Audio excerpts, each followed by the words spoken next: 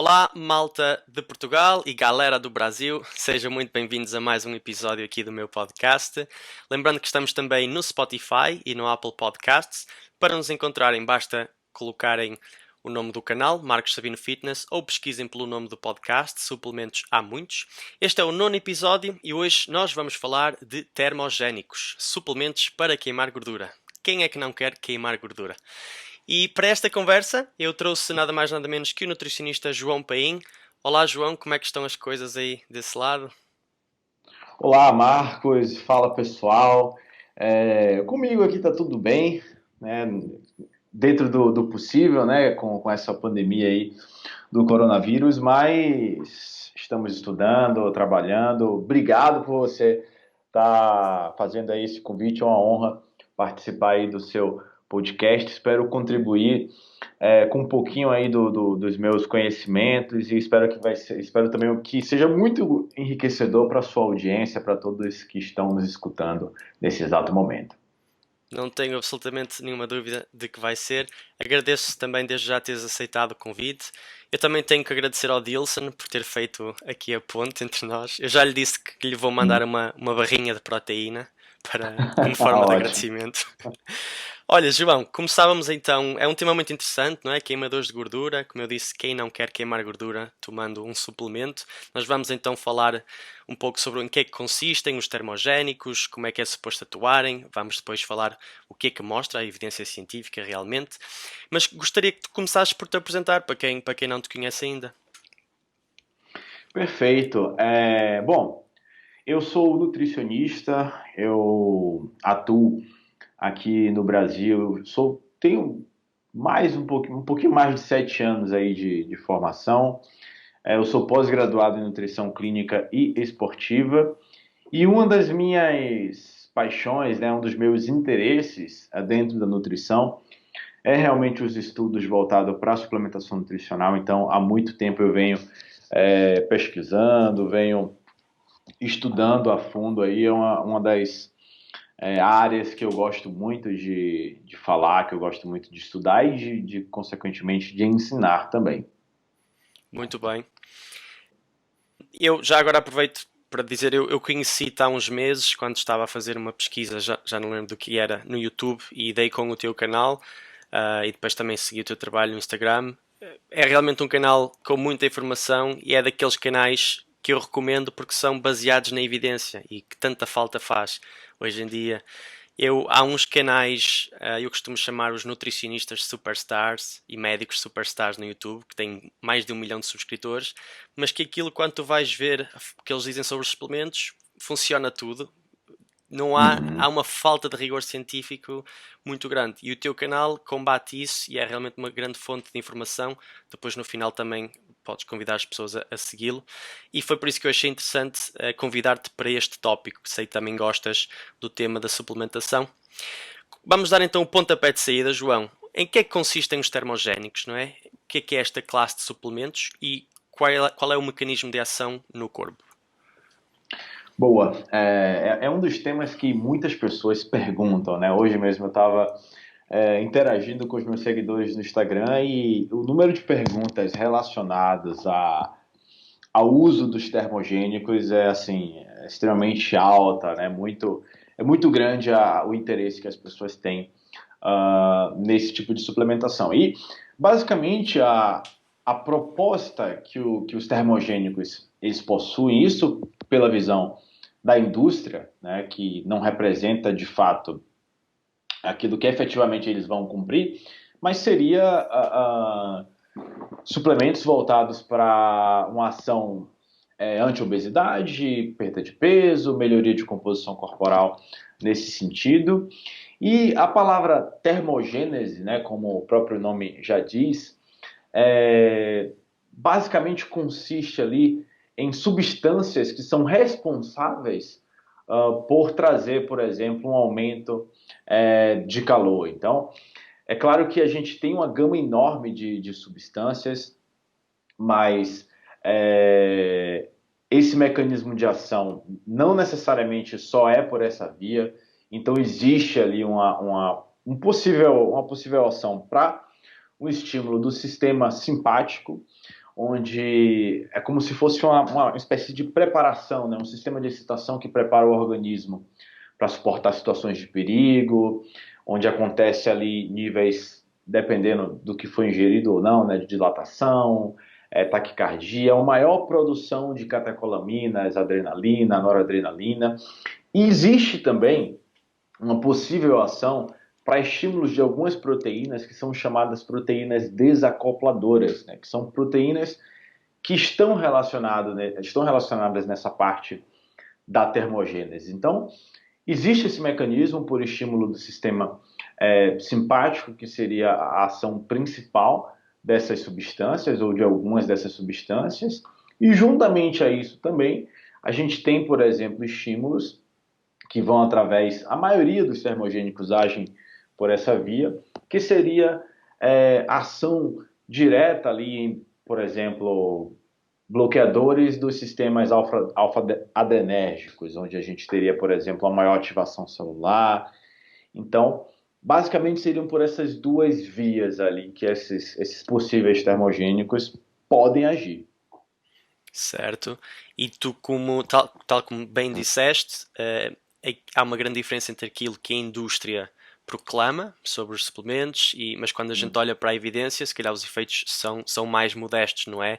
Aquilo que eu te queria perguntar era, obviamente que quando alguém vai à tua consulta, os pilares, a base vai ser a alimentação, não é? A restrição calórica, o treino depois também vai contribuir ali muito.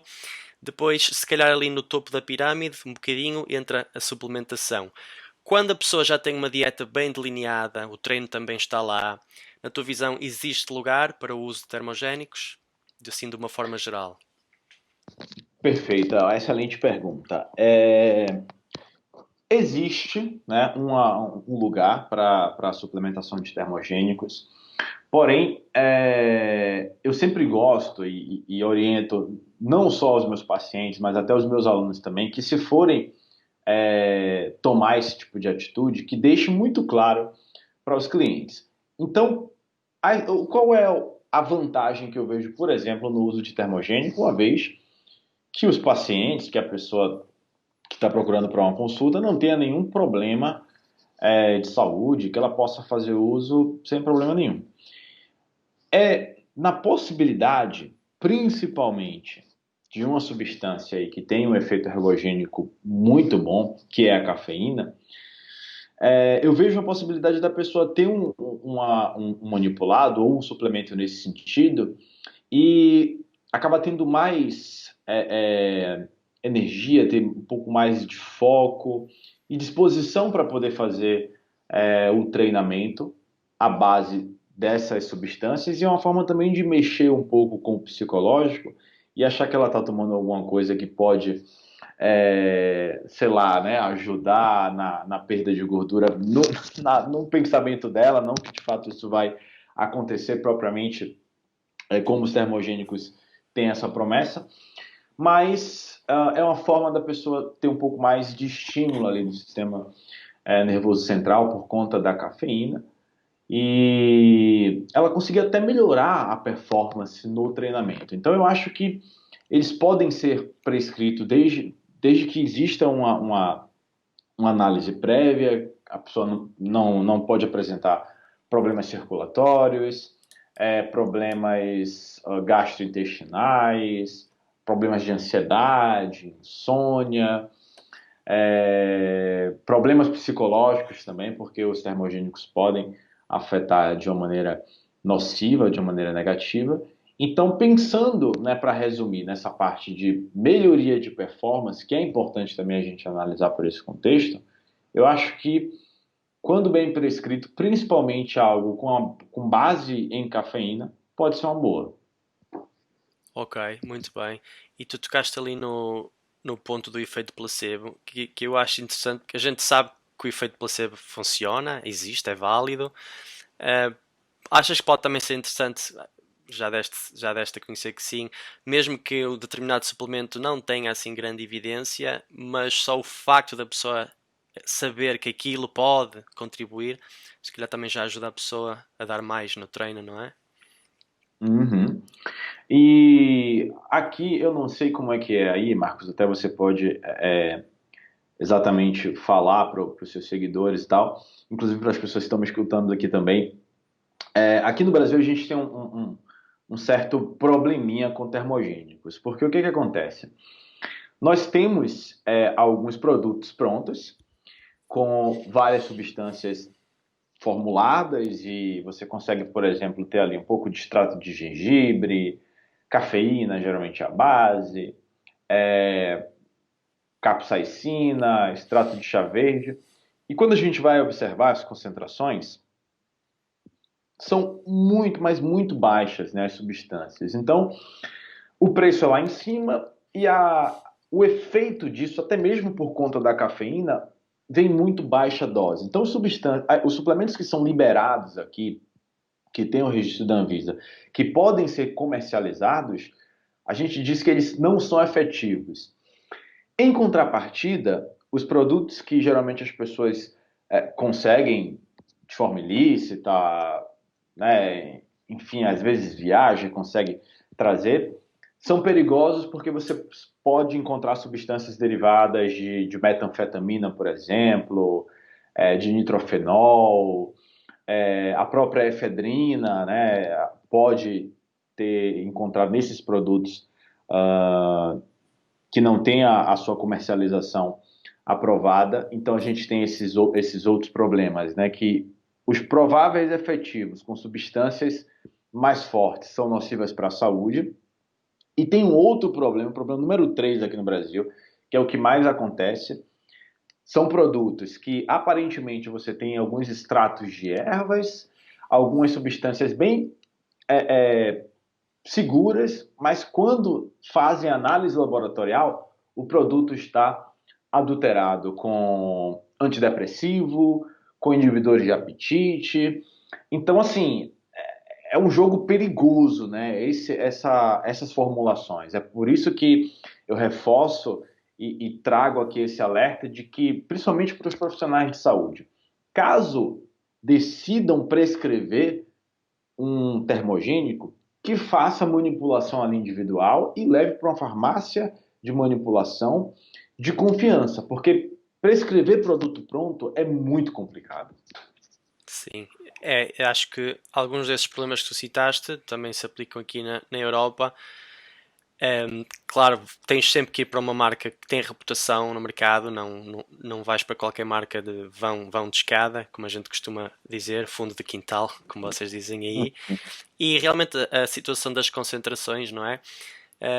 Eu fiz um vídeo sobre pré-treinos há pouco tempo e que basicamente vai dar ao mesmo. Tu tens 20 ingredientes num termogénico ou num pré-treino, tens aquele que funciona, cafeína, 3 miligramas por quilo de peso, ok, e todo o resto está ali para encher, e em doses que não são ergogénicas, e de facto acaba, às vezes a pessoa está a fazer um investimento mais avultado, sem necessidade, não é? É aí que Uhum. entra a informação e a necessidade da pessoa consultar um nutricionista ou ser bem aconselhada.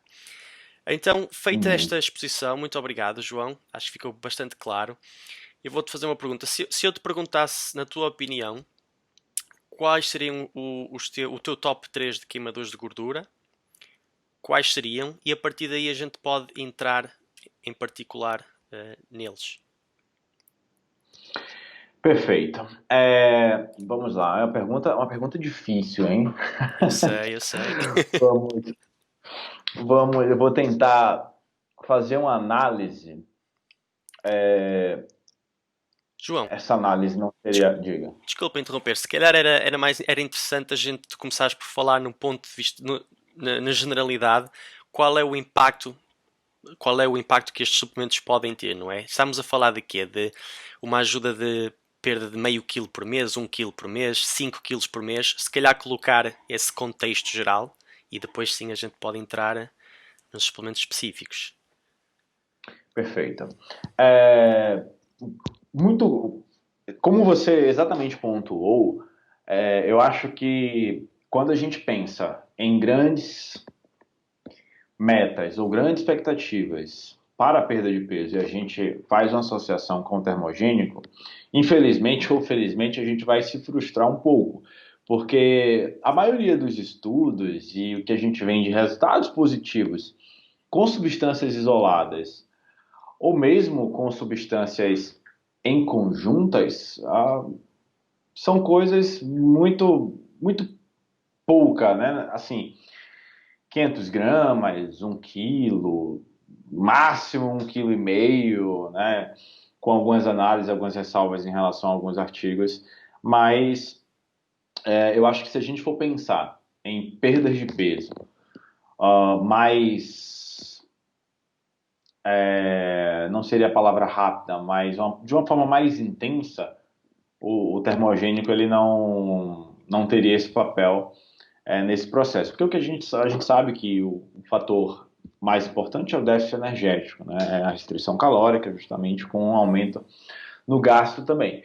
Então, se a gente for pensar no que temos de evidências científicas das substâncias que podem ali trazer algum tipo de benefício, se eu fosse listar aí 3 substâncias, eu colocaria o chá verde, eu colocaria também a capsaicina e colocaria a cafeína não no sentido de perda, mas no sentido de estímulo ali para o sistema nervoso central, em atuar nos receptores de adenosina para promover uma maior disposição, um maior estado de alerta e fazer com que a pessoa tenha, como a gente já pontuou, uma performance, porque a cafeína isolada, ela por si só não tem efeito nenhum na perda de peso. Que inclusive essas 3 substâncias, né, a cafeína, o chá verde e a capsaicina, são a base dos produtos termogênicos que eu costumo prescrever. Mas ainda assim é um resultado muito modesto. É aquela ideia de você falar para os pacientes de que não espere resultados significativos, satisfatórios, fazendo uso deste termogênico. E eu acho que o ponto principal, como você falou do efeito placebo e tal, é trabalhar com que o psicológico do paciente entenda, eu tomando aqui esse termogênico e fazendo, por exemplo, tendo uma boa adesão ao planejamento alimentar, à dieta, eu consigo provavelmente ter um resultado importante. E claro, se a gente fosse pontuar aí, 90, 95% provavelmente seria do déficit energético e não por essas substâncias. Correto. Sabes que eu tive há uns tempos, alguém me fez uma pergunta no Instagram sobre um determinado queimador de gordura e eu disse: olha, esquece isso, não vais ter mais do que meio a 1 quilo de perda de peso por mês, não vale a pena. Isto eu disse a essa pessoa e essa pessoa respondeu: para mim vale. E aquilo mudou a minha perspectiva, porque para mim, se calhar meio quilo estar a tomar os suplementos, lembrar-me de tomar tudo isso, todo esse esforço, o gasto também financeiro, se calhar não valeria a pena, mas realmente eu aí percebi, se calhar não posso colocar-me na pele de todas as pessoas no mundo e dizer não vale nunca a pena, não é? O que é que tu achas dessa perspectiva? Se calhar para mim não é relevante, mas para o João Manel, que pesa 120 quilos, se calhar pode fazer um bocado a diferença, não? Perfeito. Essa é uma visão interessante, inclusive, parece uma vez com uma aula que eu ministrei, onde a gente estava fazendo uma mensuração por quanto de aumento na taxa metabólica basal um termogênico poderia promover. Então, tem um trabalho muito legal que foi publicado em 2013 no jornal da Sociedade Internacional de Nutrição Esportiva, onde ele testou uma mistura termogênica, se eu não me engano, foi um produto chamado, era de uma marca da Dymatize, uma empresa muito famosa em relação à própria whey, né? Tem uma whey muito saborosa, mas eles têm um termogênico chamado Dymaburn. Certo. E basicamente, o que continha? Tinha cafeína, um pouco de L-carnitina, tinha extrato de erva mate, tirosina, pimenta caena, gengibre, uma espécie de salgueiro, né? Uma coisa assim. E os indivíduos que tomaram, né, essa mistura foram 12 pessoas, 6 homens e 6 mulheres. Eles eram consumidores habituais de cafeína. Eles também tinham essa ingestão, não tanto quanto no produto, no Dyma Burn. E o que aconteceu? Eles tiveram um aumento de aproximadamente 123 a 147 quilocalorias na taxa metabólica basal, que a gente chama aqui de metabolismo de repouso, né? E aí eu fiquei analisando, caramba, você tem um aumento de 123 a 147 quilocalorias na TMB. Quanto disso é significativo? E aí, como é que eu penso a respeito? Se, sei lá, a gente está trabalhando com um paciente que sofre com obesidade e tem uma perda de peso para acontecer de 5 a 10 quilos. Provavelmente esse gasto calórico talvez não faça tanta diferença, mas de repente pode ser um indivíduo que trabalha com essa questão estética da composição corporal, talvez um atleta de fisiculturismo ali naquela competição pré-contest que precisa tirar aquela gordura ali para se apresentar, talvez faça diferença. Então eu penso assim, eu concordo contigo nesse lado de que para algumas pessoas meio quilo, 1 quilo, 150, 140 quilocalorias a mais na TMB, que pode contribuir para o aumento do gasto calórico, pode ser diferença. Pode fazer uma diferença boa, né? Talvez entre o primeiro lugar, o primeiro e o segundo lugar, vai. Então eu também penso por essa forma. Certo. Estava aqui a pensar numa dieta hipocalórica de, digamos, para mulher, por exemplo, 1500 calorias, um gasto extra de 100 calorias já é significativo, não é? Uhum. É, Uhum. exato. Muito bem. Vamos então aqui mergulhar no extrato de chá verde. Eu gravei um vídeo recentemente, tenho alguns estudos muito frescos na memória. Há inclusive uma meta-análise que foi publicada há questão de meses, a mais recente. E, se não me engano, as conclusões lá foi que o extrato de chá verde pode promover perdas que vão de entre 0,2 kg, que não é nada, não é? E os casos com maior sucesso registaram até 3,5 kg, salvo erro, de perda de peso.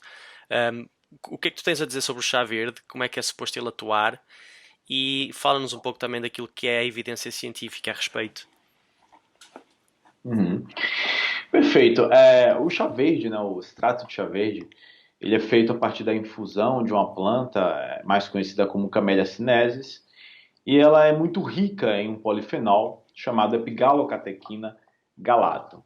E parece, né, eu até não sei se essa meta-análise foi a mesma que eu li, mas existe uma grande especulação, né, e estudos, inclusive, para que o efeito combinado da Camellia sinensis, né, na perda de peso seria entre essa epigalocatequina galato mais a cafeína. Então a gente tem, por exemplo, aí doses de 400, 500 miligramas de epigalocatequina galato, que pode agir ali diretamente numa ativação celular. Existe uma enzima chamada catecol-metiltransferase, onde o chá verde faz a inibição dessa enzima. Quando essa enzima ela fica inibida, você tem, por exemplo, uma maior ativação de catecolaminas e você tem, por exemplo, a adrenalina, a dopamina.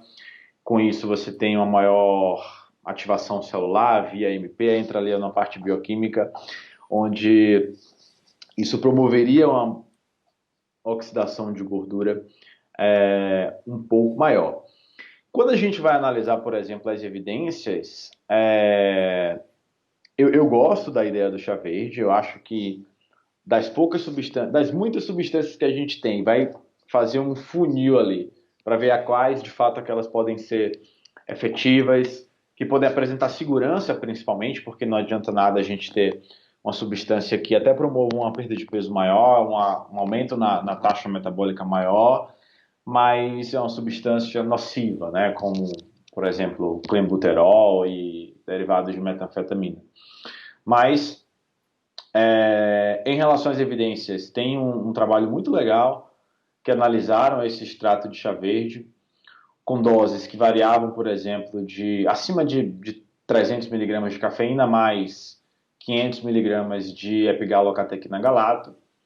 E foram encontrados, por exemplo, a média de 1,5 kg, 2 quilos na perda de peso, né, na compilação desses estudos. Então, basicamente, é isso em relação ao extrato de chá verde. É uma substância que eu gosto, está ali no meus top 3 de substâncias termogênicas. E é mais ou menos isso. E beber as típicas infusões de chá verde, isso vai fazer algum efeito? Ou estamos apenas a falar consumir extrato de chá verde em doses que vão para cima das 200, 300, 400 miligramas? Ou seja, se a pessoa beber 3 canecas de chá verde, isso vai ter algum efeito prático na queima de gordura? Ou vai ser apenas bom de se beber?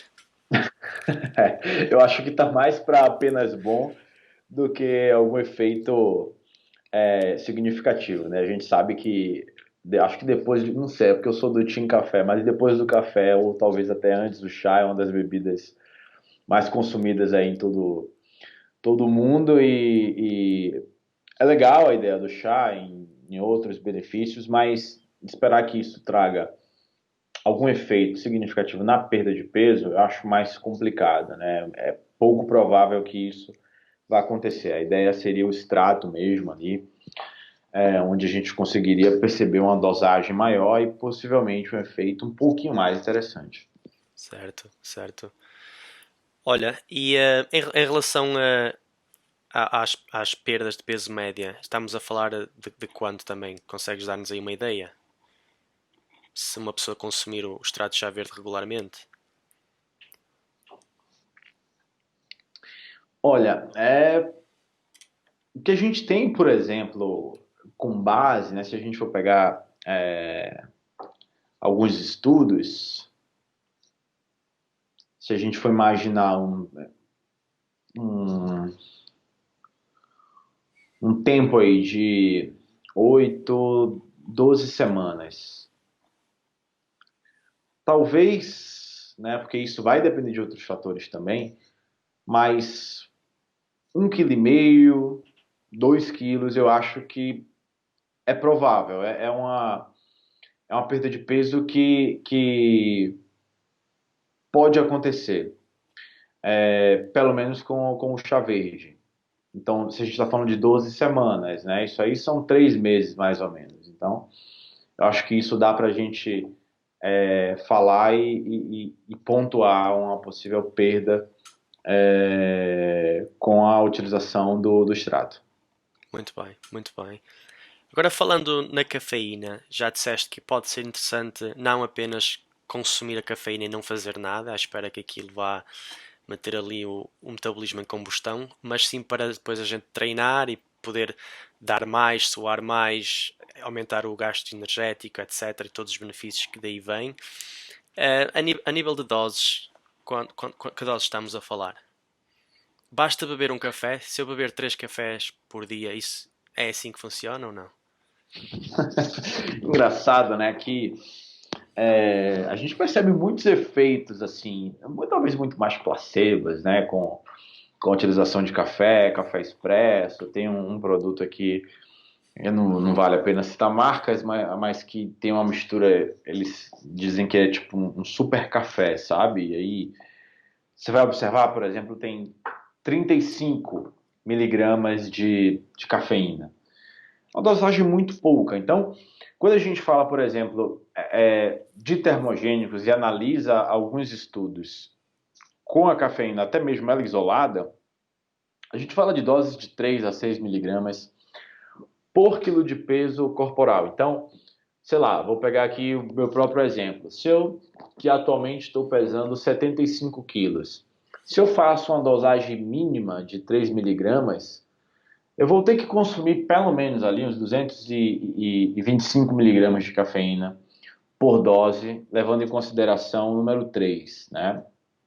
Sendo que isso pode até ser o dobro se eu fizer a utilização de 6. Tem até alguns estudos, inclusive, com lutadores de judô que eles tiveram a melhor performance com 9 miligramas de cafeína por quilo de peso. Mas nem todo mundo suporta uma dose relativamente alta, como 9 miligramas por quilo de peso. Mas não é tomando café que talvez a pessoa vá sentir os efeitos da cafeína nidra, né, como a gente tem ela na forma de suplementação. Como volto a falar, que eu sou do time café, então se a pessoa se sente bem com o café, nossa, Nutri, eu tô me sentindo super bem, treinei bem com um cafezinho expresso ali, né, com um pouquinho, e tô gostando. Tudo bem, se isso tá te fazendo bem, eu acho que é por aí. Mas quando a gente fala de formulação, quando a gente fala de prescrição e inclui a cafeína nisso aí, eu só vejo margem para entre 3 e 6 miligramas associado a outras substâncias. Muito bem, muito bem. Outra questão que eu queria colocar era a questão do efeito diurético, que muitas vezes fala-se associado à cafeína. Esse efeito existe? Se existe, é um efeito que pode ter algum impacto no longo prazo ou é um efeito mais agudo? Uhum. São efeitos mais agudos e já tiveram alguns trabalhos aí mostrando que essa possível diurese, né, ocasionada pela cafeína, ela não prejudica a performance, a não ser que a pessoa tome um pote inteiro de cafeína em pó. Aí ela pode inclusive até ir à morte, né? Pode até falecer. Mas com a dosagem usual, uma dosagem mais padrão, isso não traz riscos em relação à performance. Ok, muito bem. Também gostava de perguntar sobre o ginseng e o guaraná, porque muitas vezes também se encontram em termogénicos, muito provavelmente porque também contém cafeína, não é? Há algum interesse no ginseng e no guaraná a nível termogénico?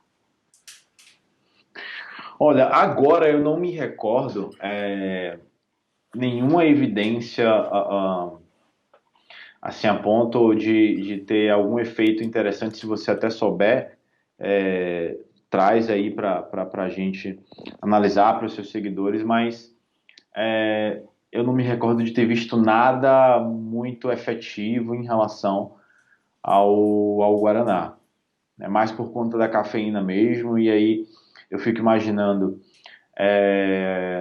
se a gente tem, por exemplo, uma dosagem padrão de cafeína, independente da fonte, basicamente esse seria o componente principal, mas agora eu não me recordo de ter efeitos ali significativos em relação ao ginseng. Foi o que eu também li. Não há assim nada de especial relativamente ao ginseng e ao guaraná. Uhum.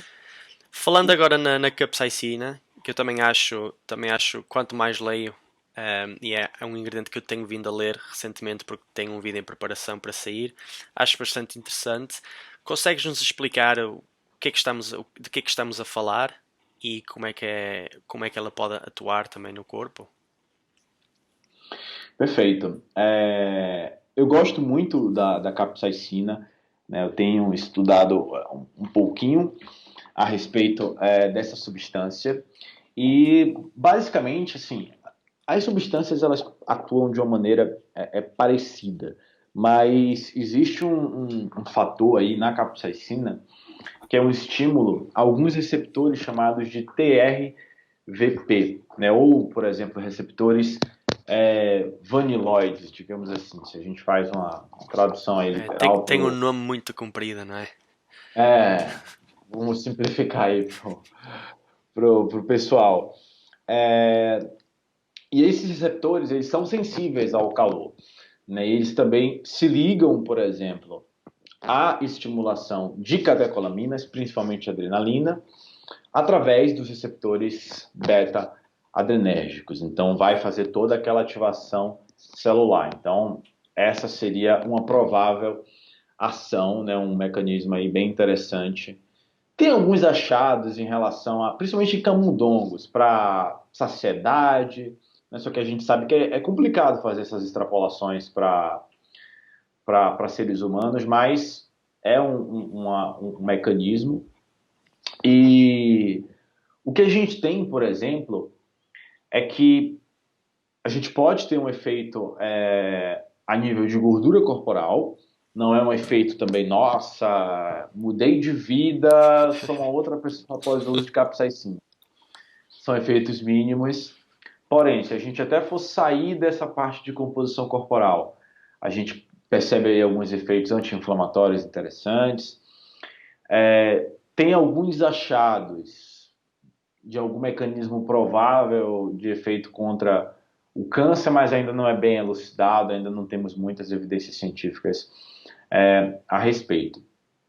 Mas pode ser um ingrediente interessante ali associado a outras substâncias também, e que teria, por exemplo, um efeito interessante na oxidação de gordura, né? A capsaicina, nós estamos a falar de um composto que está presente na pimenta, não é? Uhum. É possível, eu posso consumir capsaicina através de suplementação, mas é possível atingir esses efeitos termogénicos apenas adicionando alimentos picantes e pimenta às refeições? Isso faz algum sentido? Bom, talvez uma comida hiper mega temperada, né, com pimenta pra caramba aqui, onde eu moro aqui no Brasil, né, uma cidade chamada Salvador, Bahia, o pessoal usa bastante pimenta, bastante condimentos, alimentos picantes nas preparações. Mas é óbvio que mesmo com muita pimenta e com muito tempero, isso não. Talvez o máximo você vai ter. Você sente aquela sensação, talvez um pouco mais de calor e tal, mas isso não traria efeitos significativos na taxa metabólica, no gasto calórico. Talvez você passaria mais mal, beberia um pouco mais de água também. Mas eu acho meio improvável conseguir esses benefícios só comendo pimenta, né? Ou a pessoa teria que comer pimenta pra caramba. Certo. Eu li uma meta-análise sobre a capsaicina em que eles já não me lembro qual é a quantidade de capsaicina que deram, mas eles encontraram ehm, não é um efeito de aumento de temperatura, mas é mais pela via da diminuição da ingestão calórica derivada a esse Uhum. efeito pungente, porque a capsaicina é aquele ingrediente que nos faz ficar a desejar por água, não é? Depois de comer algo picante.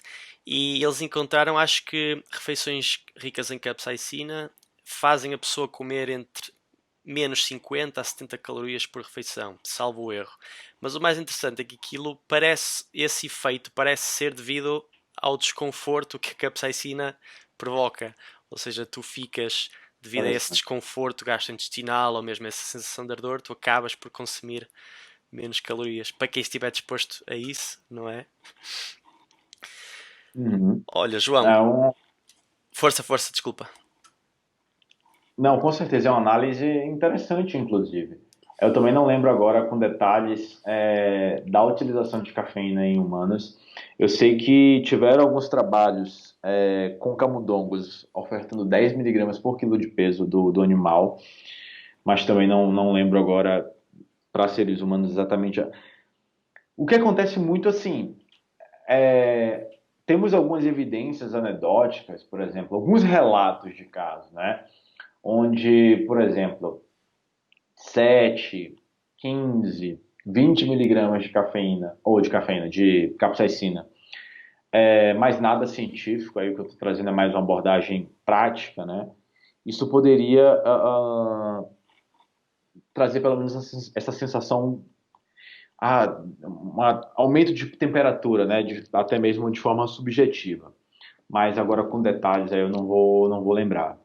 Mas é interessante esse possível efeito por causa do desconforto, né? Legal. É porque nesse trabalho que eu estava a ler, os autores citavam trabalhos em que, após a ingestão de capsaicina, não houve impacto nos níveis de hormonas que regulam o apetite, grelina, leptina, ou seja, esse efeito não vem da regulação a nível hormonal e eles teorizam que pode vir disso, porque eles depois acho que encontraram uma correlação entre as pessoas que sentiram mais desconforto foram aquelas que também consumiram menos calorias.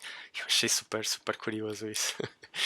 Hum, Olha, não, com certeza. gostava agora de entrar aqui num ingrediente também me perguntam bastante, Yoimbina, que é inclusive um ingrediente que está proibido aqui onde eu estou, em Inglaterra, no Reino Unido. Creio que também na Austrália e no Canadá, porque há aí alguns problemas em relação à Yoimbina. O que é que tu achas da Yoimbina? O que é e o que é que tu achas sobre ela? Perfeito. Aqui também, nós nutricionistas não podemos prescrever ioimbina, né? A ioimbina ele é da classe, né, chamada de alcaloide, extraído de uma planta aí que até hoje eu não sei qual é, como se fala a pronúncia, né? Paulistânia, Johann, não sei. Depois eu tenho que até aprender como é que se pronuncia corretamente. Mas, originalmente, a ioimbina ela foi utilizada, né, como estimulante sexual masculino e ela está relacionada a maior liberação de adrenalina, ela pertencente àquela classe, né, farmacológica. Por isso até que nós não podemos prescrever, porque aqui pela legislação da vigilância sanitária, ela é classificada como um medicamento. Então, só médicos que podem fazer a sua prescrição. Mas ela é pertencente a uma classe farmacológica chamada de bloqueadores alfa-2. E o que pode ser feito aqui é quando a gente prescreve, por exemplo, o extrato dessa planta, mas que só tem aproximadamente 4% de oimbina. Ela não tem uma grande concentração. Quando a gente vai analisar, por exemplo, alguns estudos, né, tem um trabalho bem legal publicado no American Journal of Clinical Nutrition em 2004, onde eles analisaram o consumo de ioimbina e assim, as evidências são muito, muito, muito, muito limitadas. Se eu não me engano agora, foram apenas três estudos, com dosagens que variavam aí entre 18 miligramas a 43 miligramas. O tempo, 3 semanas a 6 meses, e apenas um único estudo apresentou um efeito mais positivo, mas ainda assim modesto na perda de peso. Então, a minha visão sobre a ioimbina é algo extremamente limitado no número de evidências. Além desse número limitado, existe a impossibilidade da gente trabalhar com essa prescrição diretamente, aí só por via indireta.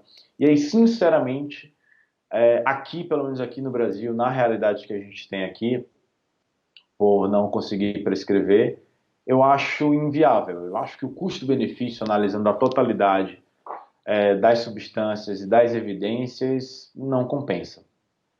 Certo. E já leste alguma coisa em relação aos efeitos colaterais da Ioimbina? Porque essa é a razão pela qual eles proíbem aqui no Reino Unido, a não ser com prescrição médica, mas não é possível uma loja de suplementos vender, por Pois. exemplo. Uhum. Não, nunca vi nada a respeito. Assim, quando eu fico um pouco desanimado, na verdade, quando eu vejo algum tipo de substância que a gente não pode atuar de forma direta, né? E aí, como a gente não tem basicamente nenhum acesso, não tem nenhuma aplicabilidade prática em relação a isso, também não li nada, não me recordo em relação a alguns efeitos colaterais. Mas o que é que tem aí de efeitos? Em, há um trabalho de 2015 que é feito nos Estados Unidos em que e isto é aquilo em que se baseiam, é um dos pontos em que se baseiam para proibir o consumo de Ioimbina aqui, ou a venda de Ioimbina aqui no Reino Unido.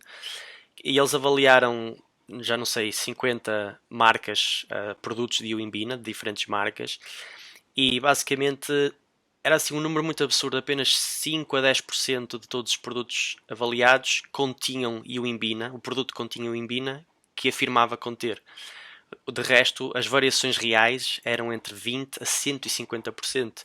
Então, E é um composto que pode ser, porque aquilo, como tu disseste, é um bloqueador dos receptores alfa 2, vai ter ali aquele trabalho na noradrenalina e tudo isso, e à semelhança da cafeína, vais ter pressão arterial elevada, vais ter ali o batimento cardíaco mais acelerado, portanto, pode não bater bem com todas as pessoas. E se tu estás a pensar que estás a consumir 30 miligramas e estás a consumir o dobro disso, podes ter ali problemas. Então, esta é a razão pela qual não é permitida a venda aqui. Os Estados Unidos, aquilo a nível de suplementos, é um mercado, é um faroeste, não é? Ali a regulação não é assim grande coisa. Também já ouvi dizer que o Brasil não é, tirando farmácias de manipulação, também há aí muito esquema, não é? Legal. O que a gente tem, por exemplo, de situações parecidas foi com o uso, isso, se não me engano, foi em 2010, 2011, com a substância que ela foi proibida, né, que é a DMA, a dimetilamina. E na época muitos produtos aqui tinham essa substância aí, que é um vasoconstrictor, né, até para descongestionante nasal a substância era utilizada, mas poderia causar sérios efeitos nocivos para a saúde. E ela é utilizada inclusive até em substâncias ilícitas, em festas, enfim. E parece que ela teve o mesmo desfecho, né, em relação a ioimbina também, com essa proibição. Até mesmo a efedrina também é super perigosa, né, em altas concentrações, e provavelmente são substâncias que, quando utilizadas, né, dependendo da dosagem, e é fácil às vezes atingir uma dosagem maior, assim, principalmente sem regulação, sem controle, sem nada, e trazer problemas, até relatos de morte, né, também. É extremamente complicado. Encontras, se tu pesquisares Uimbina e Fatal Case Study, encontras algumas coisas que te podem colocar com medo, não é? Deixar com medo. Muito bem. João, tirando estes suplementos que a gente já falou, existe assim mais algum suplemento ou ingrediente que as pessoas perguntem mais sobre nas tuas consultas? Existe assim mais algum ingrediente que pode ser interessante de Uhum. acompanhar? Perfeito. Assim, tem muitas. Eu até recebo algumas perguntas, né, em relação a um componente chamado de sinefrina, né, que é presente aí na laranja amarga, né, o citrus aurantium, que tem uma estrutura, como a gente estava conversando, semelhante à efedrina, mas os efeitos são um pouquinho diferentes. E elas também são antagonistas, né, aos receptores alfa 1 e alfa 2, porém são efeitos muito discretos em relação à taxa metabólica basal. Então a média aí é de 65 a 75 calorias no aumento, com doses de aproximadamente 30 a 60 miligramas. A sinefrina, tem alguns trabalhos assim que massacram, né, a sinefrina. Em camundongos ela é extremamente tóxica, então a gente tem trabalhos extremamente complicados. Tem uma revisão aí de literatura que analisou, por exemplo, os efeitos e a possível segurança da sinefrina, e os pesquisadores ficaram um pouco preocupados, né? Foi um jornal de cardiologia, onde eles demonstraram que a sinefrina ainda não tem essa segurança total, principalmente por ser uma substância com a estrutura molecular semelhante à efedrina, mas, independente da sua segurança ou falta de segurança, os efeitos, pelo menos em alguns estudos, são muito modestos. Tem muitas pessoas que me perguntam a respeito da sua utilização, se vale a pena. Eu também, analisando totalmente as evidências, eu não acho que seja uma substância interessante para a prescrição. além desse, a gente chama que é uma gíria de pé atrás, né, dessa dúvida em relação aí à segurança. Mas eu acho que das liberadas seria a única, assim. Acho que não teria nenhuma outra mais talvez interessante ao uso. Aqui há 4, 5 anos na Europa, houve um suplemento que também ficou muito popular. Daqueles suplementos que cresce assim a popularidade e depois vai logo abaixo. Era a Garcinia Cambogia. Não sei se aí foi falado, não sei se tens alguma informação a respeito desse suplemento. Eu vi alguns. Tem muito tempo que eu não leio nada sobre Garcinia, né? Eu lembro que quando eu dei uma lida assim por baixo, isso por volta de 2010 aproximadamente, algumas evidências preliminares ali mostrando uma diminuição no apetite, mas agora eu não vou lembrar com detalhes da referência, não vou lembrar exatamente do mecanismo de ação. Tem um tempinho que eu não vejo sobre Garcinia. Eu não sei também se você viu alguma coisa interessante para compartilhar com a gente. Não, por acaso também não é um suplemento que eu tenha. Porque a gente não vendia lá onde eu trabalho e é um pouco como tu. Se eu não vendo, não vou perder tempo, não vou perder muito tempo a estudar, a não ser que queira gravar um vídeo para o YouTube e aí sim tenho de o Uhum. fazer. Muito bem. Olha, a gente tocou um bocado, acho que foi uma conversa muito interessante. Espero que a malta lá em casa esteja a tirar apontamentos, tirar notas. Eu gostava que tu falasses um pouco sobre, no geral, nos efeitos colaterais. Existem pessoas que não podem, de forma alguma, em momento algum, consumir este tipo de suplementos. Quais são as red flags? Quais são, assim, os alertas que as pessoas têm de procurar quando estão a pensar em consumir algum destes suplementos? Perfeito.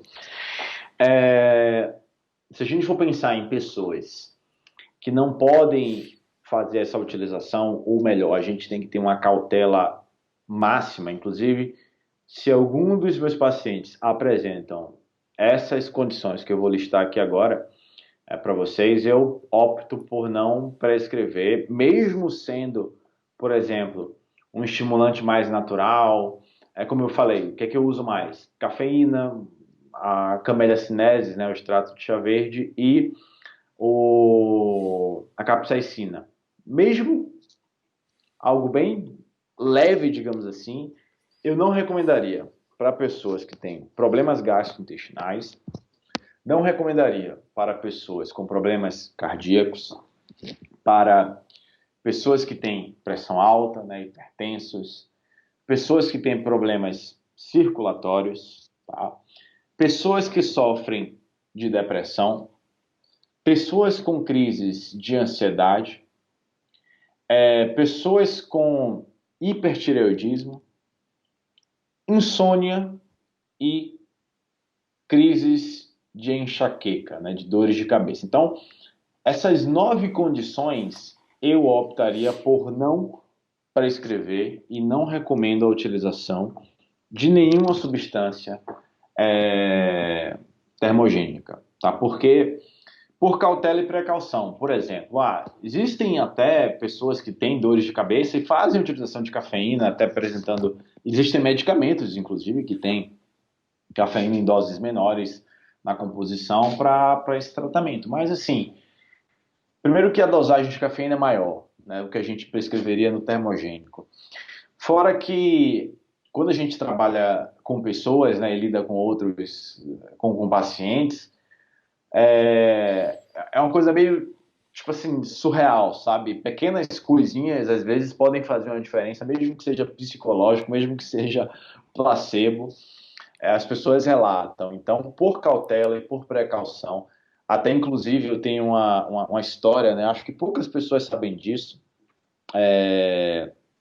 com uma história pessoal, né? Com a utilização de termogênico, onde eu quase vim a óbito, né? Foi uma situação assim bem desagradável. Eu fui dar minha primeira palestra sobre suplementação como profissional, isso foi em 2013.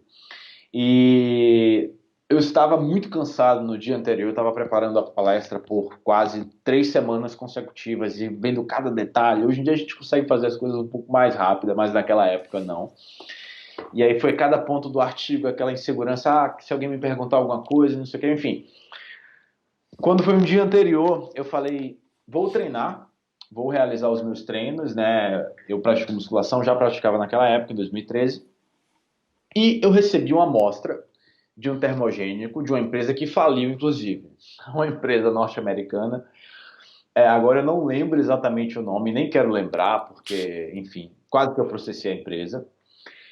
E aí era esse, inclusive, é um dos problemas e um dos meus receios, né? Eu olhei a informação nutricional, o rótulo, dizia lá, 300 miligramas de cafeína apenas. Eu falei, cafeína em cápsula é ótimo, 300 miligramas está dentro da dosagem padrão, de acordo com o meu peso, não é uma dosagem alta, e tá tudo certo. Tomei a cápsula, fui treinar depois de 1h30. E aí eu não senti os efeitos da cafeína, né, os efeitos ergogênicos, estímulo, nada. Porém, quando eu estava no final do treino, foi aí que começou uns efeitos estranhos, né? Inibição de fome absurda. Eu nunca tomei nada na vida que tirasse o meu apetite. Eu não tinha nem água eu conseguia tomar, para você ter ideia da Uau. situação. Tive uma desidratação absurda. Eu perdi nesse dia 2,5 kg de desidratação. Toda hora eu ia no banheiro. Começava a sentir uma arritmia que eu nunca tinha sentido antes. Tive insônia, né? Isso eu tomei era mais ou menos 16 horas, 4 da tarde. E não consegui dormir. Só fui conseguir ter um pouco de sono 6 horas, só que eu tinha que acordar 8 do dia seguinte para poder dar minha palestra, né? Puxa. E eu perdi o sono, tive um pouco de alucinações, isso no meio da noite. E aí eu falei, tinha tudo nesse suplemento, menos cafeína. E aí depois eu descobri que estava adulterada, a gente fez... depois eu soube de relatos, né, que fizeram análise e encontraram derivados de metanfetamina, derivados de êxtase. E aí a empresa faliu, era uma empresa que tinha muito problema com whey, eles vendiam proteína do soro do leite, mas na verdade tinha carboidrato dentro, enfim. Aí por esse episódio também eu sou muito cauteloso com os termogênicos, né? Então, para esses efeitos aí que eu listei, gastrointestinais, cardíacos, pressão alta, circulatórios, depressão, ansiedade, hipertireoidismo, insônia e enxaqueca, não recomendaria para ninguém. Muito bem, muito bem. Vou acrescentar aí mulheres grávidas. Faz sentido? Mulheres grávidas, perfeito. Pronto, 10. Ficámos assim com um número redondo.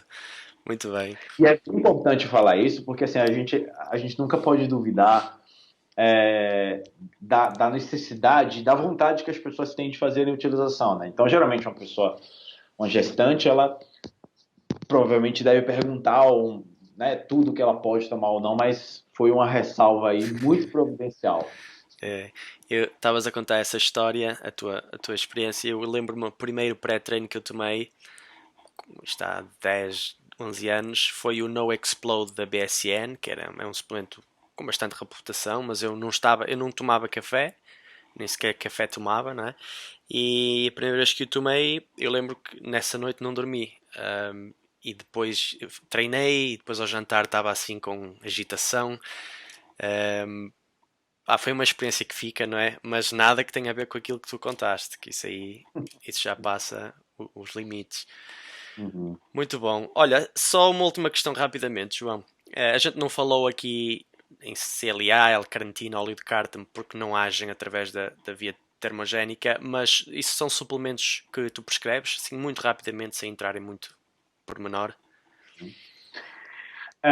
Vamos lá. O próprio CLA, né, o ácido linoleico conjugado, ele aqui não é proibido.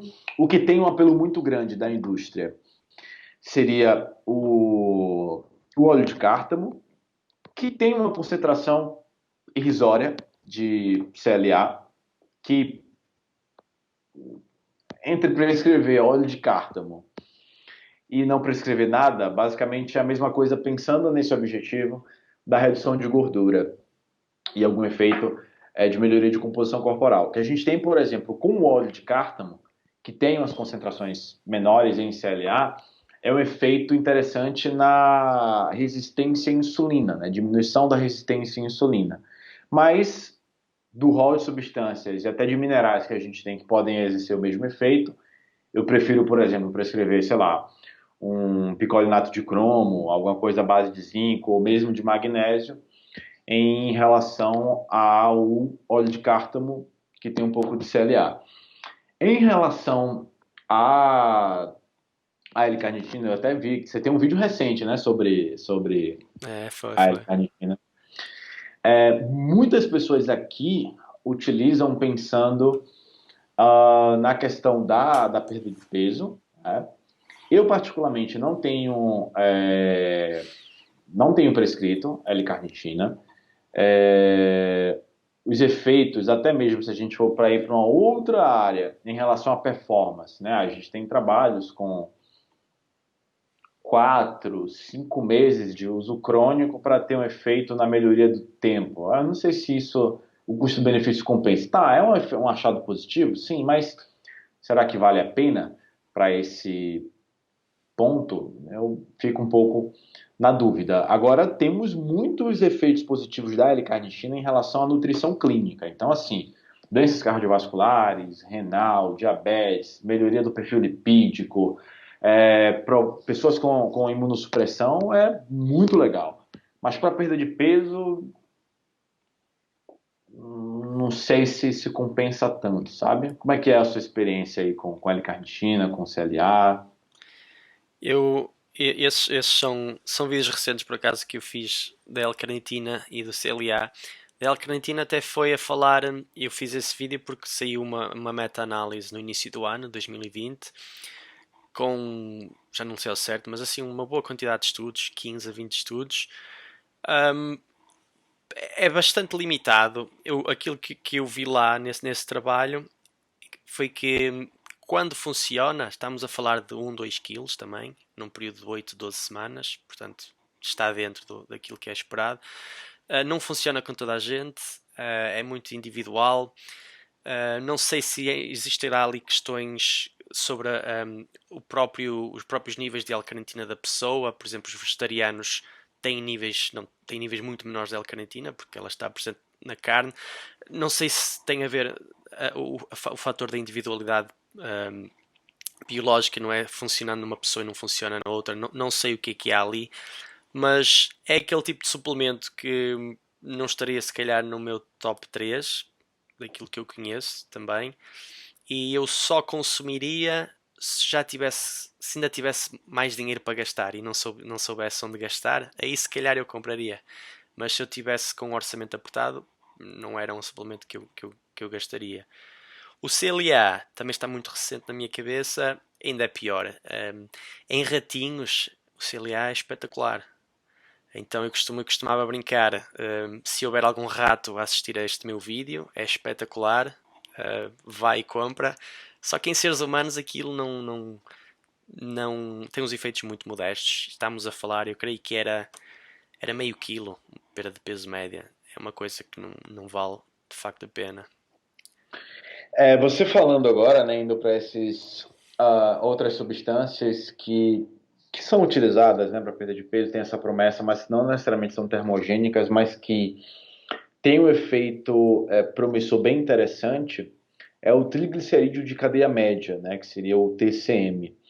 Então, tem uma pesquisadora que ela tem bastante estudos nessa área, avaliando a questão da saciedade. Então, o mecanismo que o TCM poderia, vale sempre ressaltar aqui, tá? Isso é extremamente importante também, que TCM é diferente de óleo de coco, né? Numa época que surgiu uma febre de óleo de coco para cima e para baixo, e o óleo de coco ele tem uma concentração também muito ridícula, muito pequena de TCM, né? Que seria esse triglicerídeo de cadeia média. Então, não são a mesma coisa.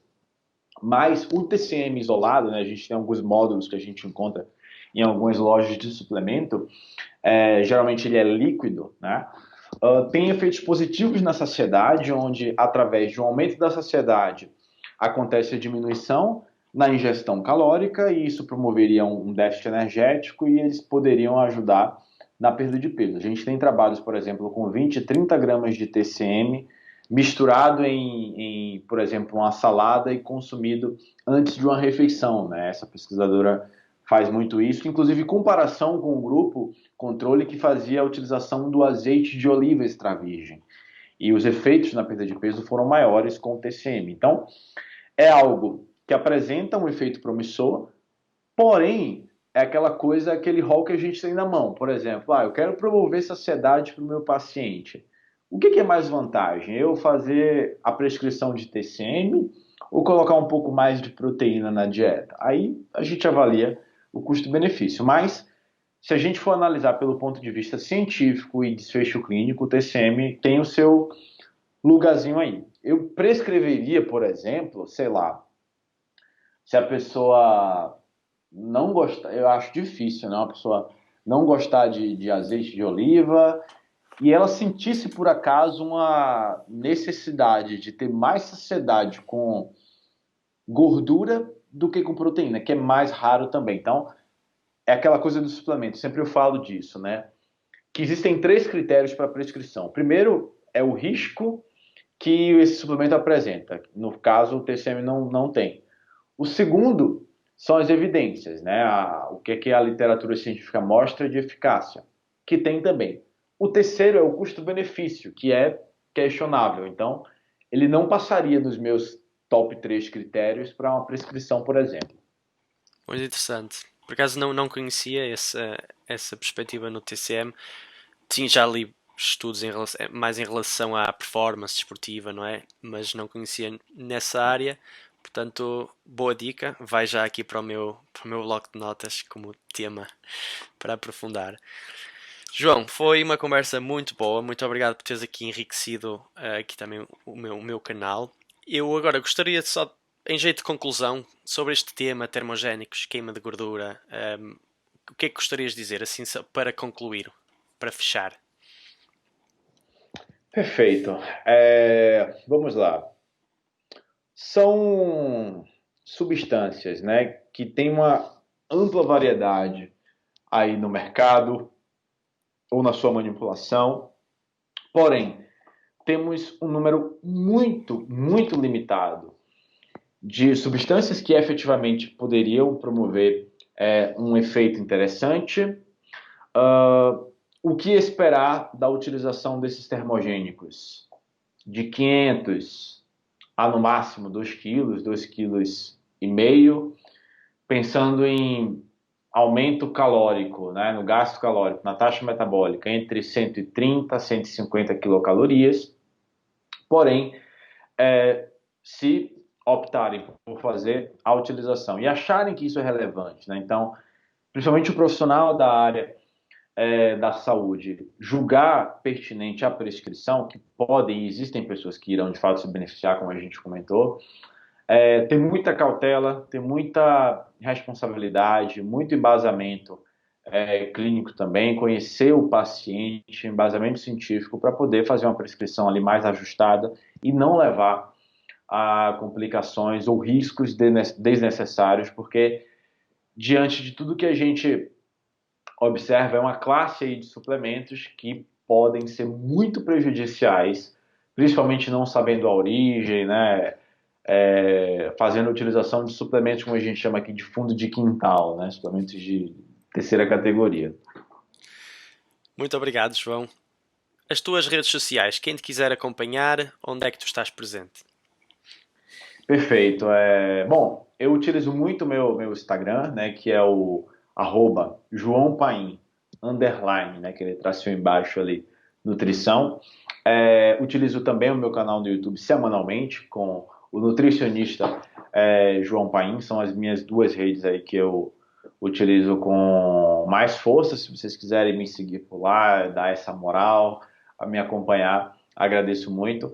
Marcos, quero te agradecer também demais aí pelo convite, né? Eu gosto muito do seu trabalho. Você foi um dos pioneiros aí a falar de suplementação com base em evidência científica, trazendo mais qualidade, né, nas informações. Então, tu tem aí todo o meu respeito, a minha admiração, e também publicamente aqui já fazer o convite para você levar o seu conhecimento para a minha audiência, para o meu público no meu canal do YouTube, tá?